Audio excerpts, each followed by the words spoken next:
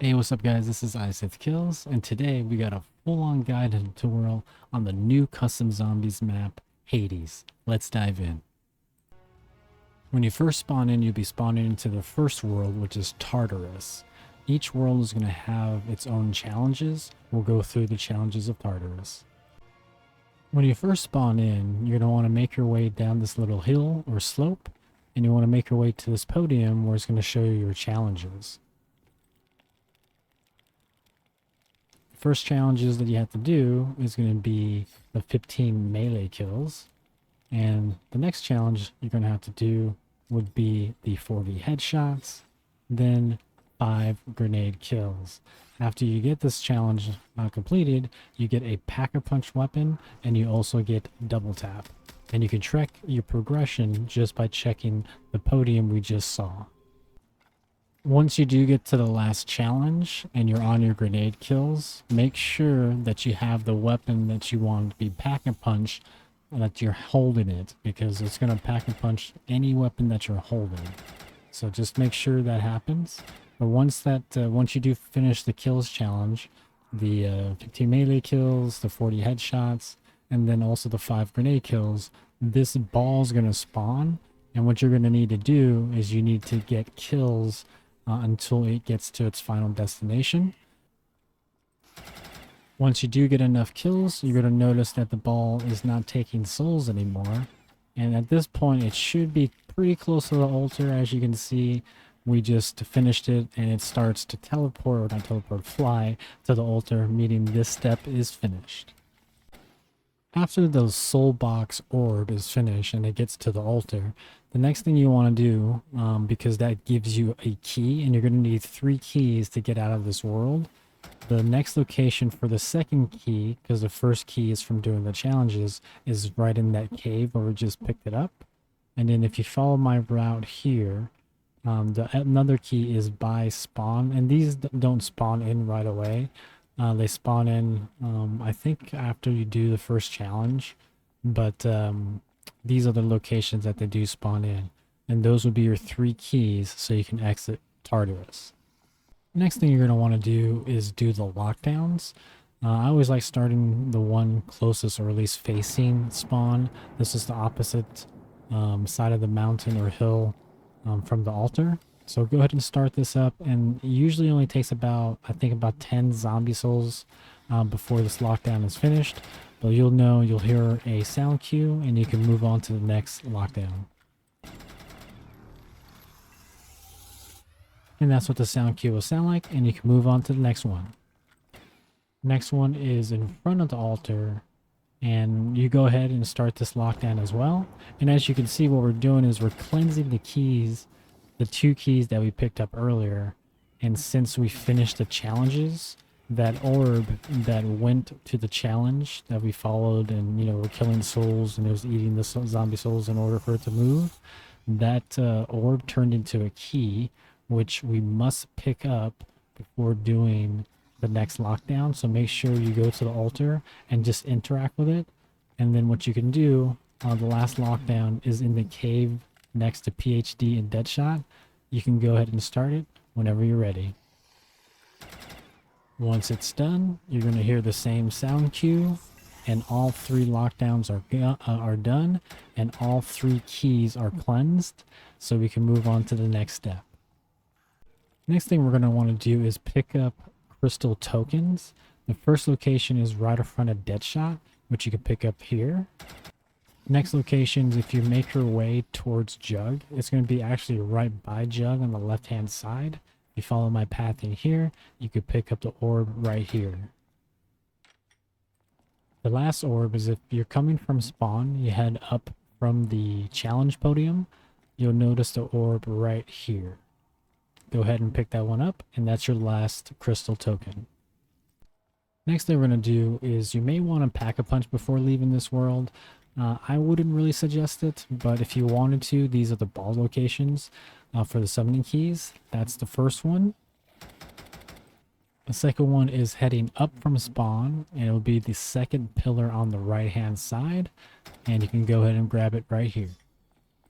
Last one is if you head into the caves where Deadshot and PhD is, it will be on the altar right here, which you can go ahead and pick up. If you wanted to pack a punch, all you need to do is head to the right where you see that glowing blue orb and place the 3 balls right there to our left. Now that we have everything completed, we can go ahead and exit Tartarus. Now, this map has been updated a lot the last 4 days, and I've noticed that I've gotten free perks after completing certain things that when I completed it before, I didn't get. So, like on this run, I got 2 different perks, I think, just from teleporting to Asphodel, and then also completing, I think, the lockdowns. So he's definitely updating the map still, but once you're ready, go ahead and leave, and we'll go through the challenges in Asphodel.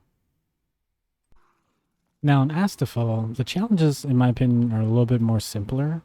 The first thing you're going to want to do, especially if you have a whole round's worth of zombie, is work on the soul box challenges. What you need to do first is light the zombies on fire using the little fire turrets around the map. I like using the one by the pack-a-punch box, but it's totally up to you. As you can see, once you're done, the little thing will turn purple, letting you know it's all finished, and then you can move on to the next soul box. Just to kind of show you here, you want to kind of gather them up, and once you do, use one of the fire turrets, light them on fire, and then take them to one of the 3 soul boxes. Next soul box we're going to do is right next to Widow's Wine. And same thing here, once you're done, your box will turn purple. The last soul box is right by Stamina Up. Same thing here, you want to gather up a horde, light them on fire. Just be careful in this corner though. If you have a horde behind you, they kind of separate and they can get you trapped. So just be a little bit cautious. Once all 3 is done, we can go ahead and move on to the next step, which you can do in any order, by the way. So it's up to you if you want to do the soul boxes or if you wanted to do the podiums.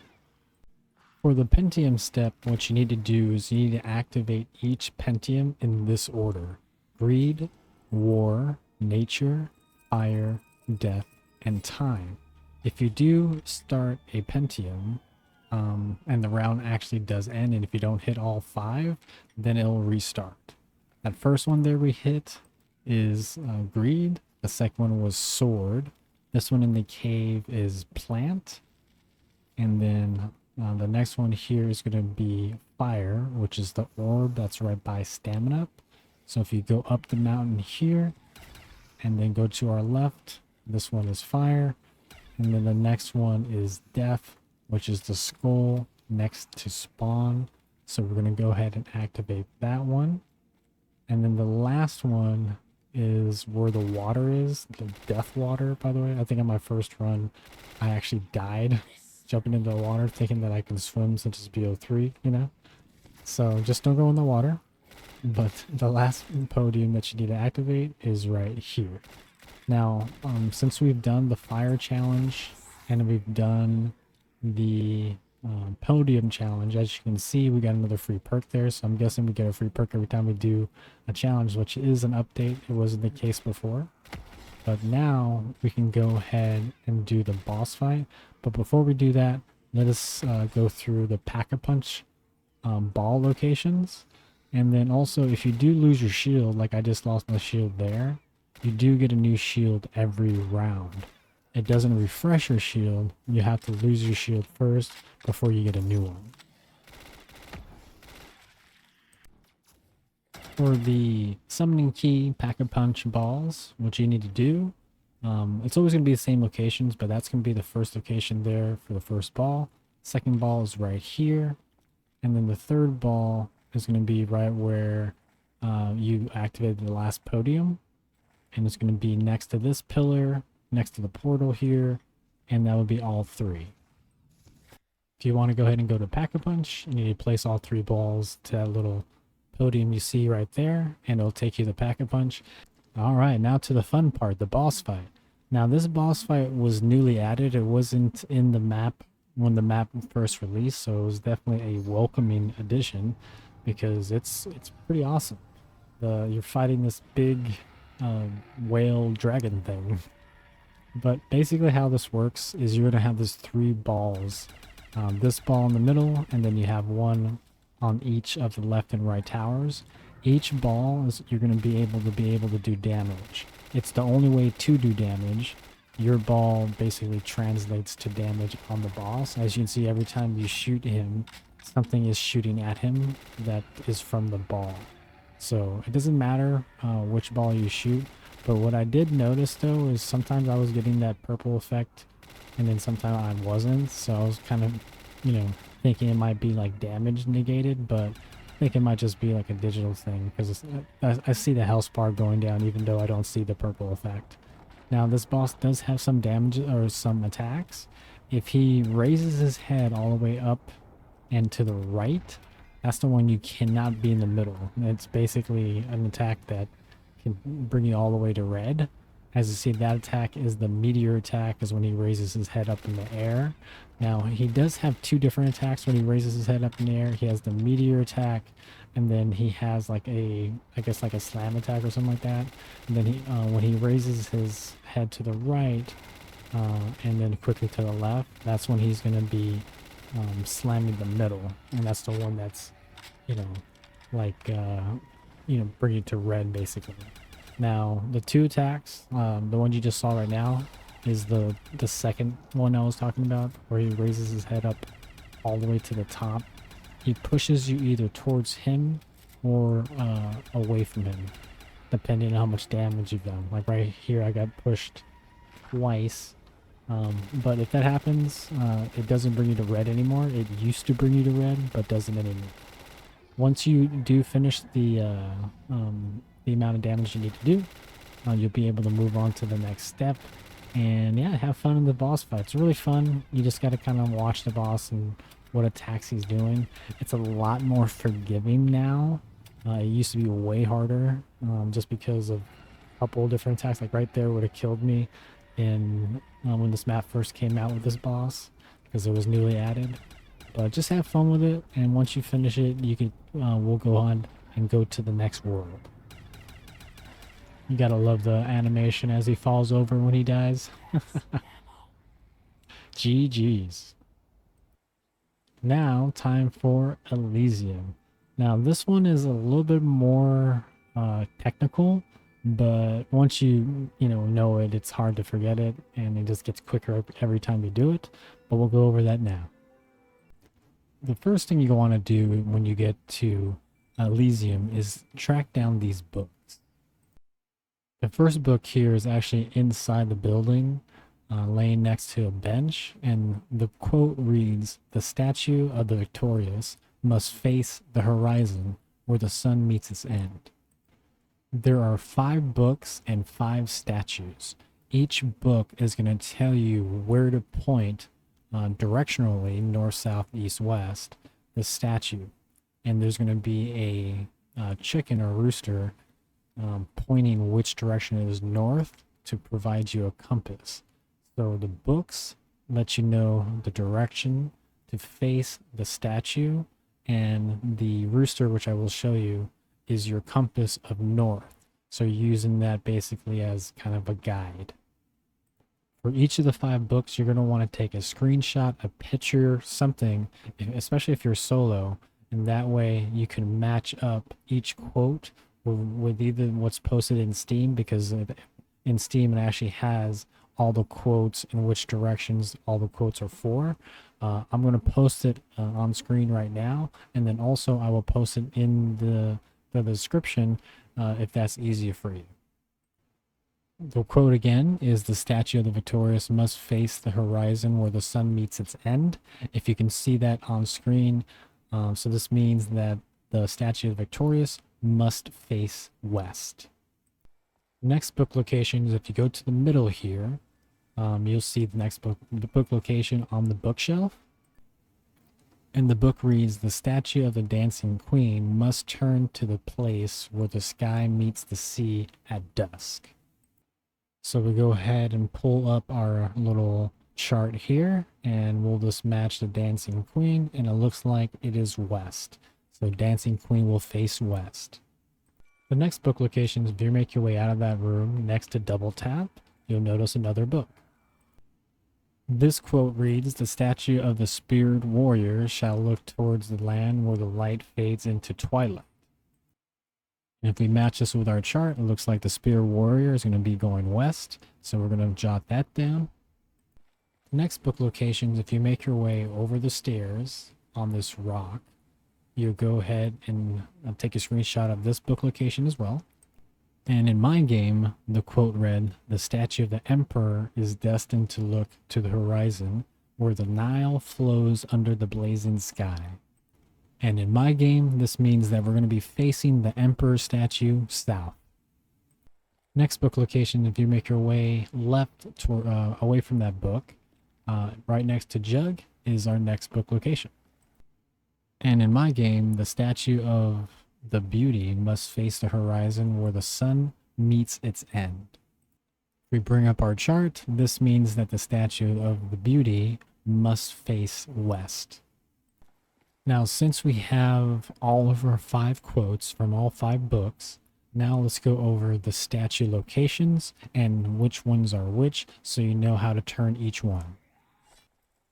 The statue of the emperor is right next to Jug, which is right here.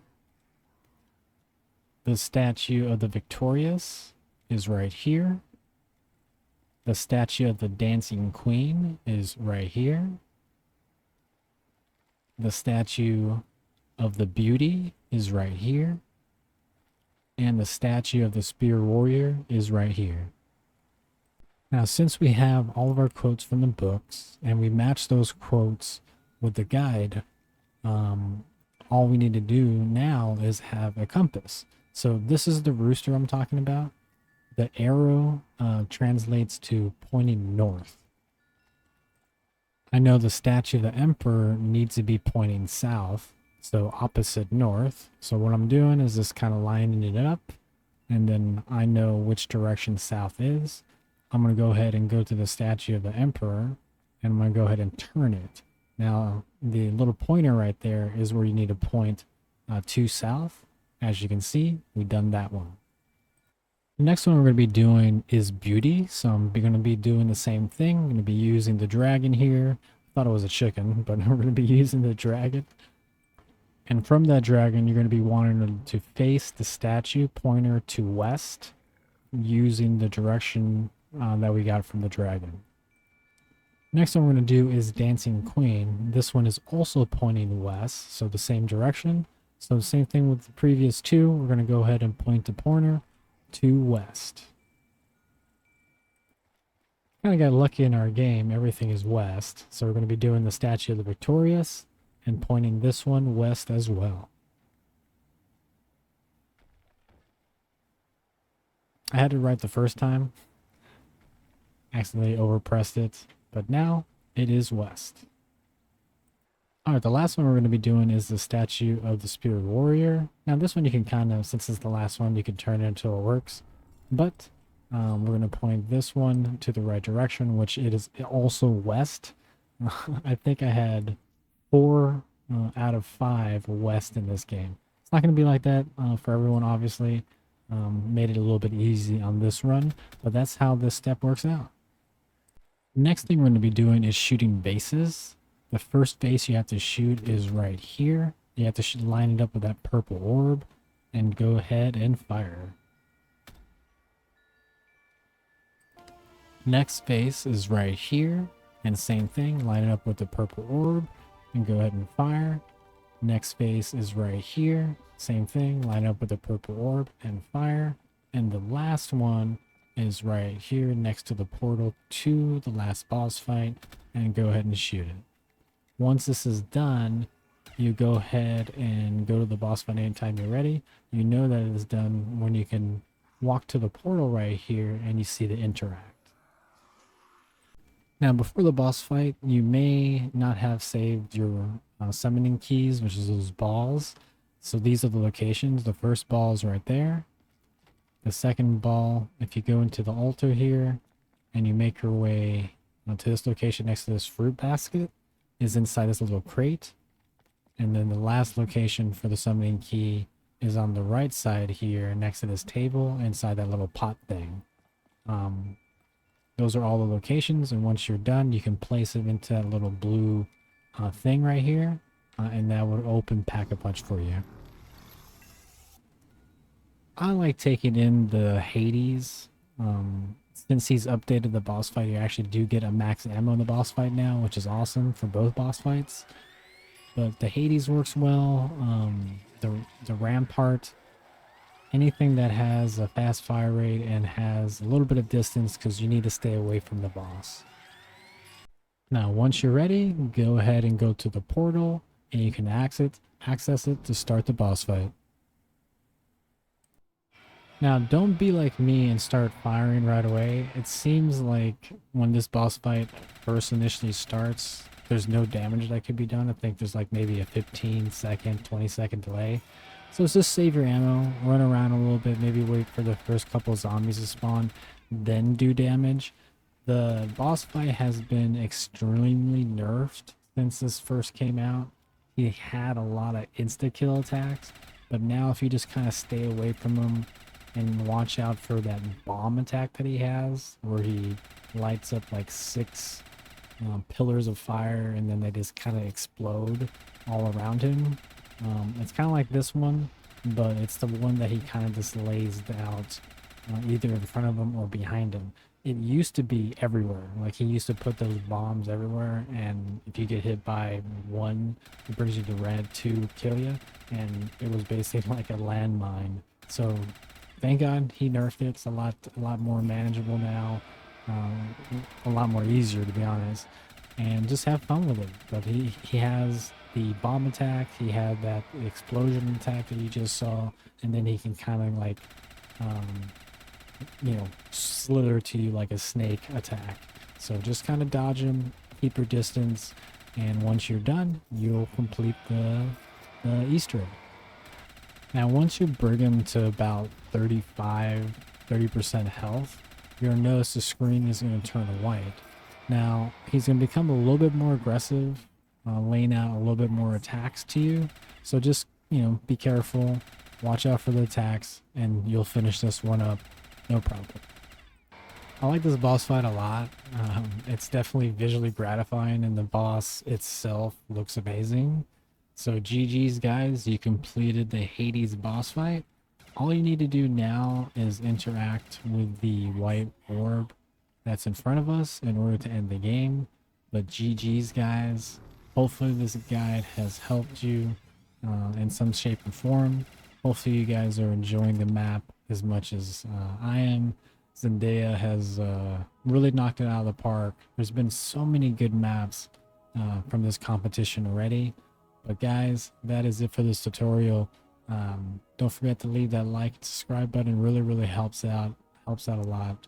And I will catch you guys in the next video. Take care, guys.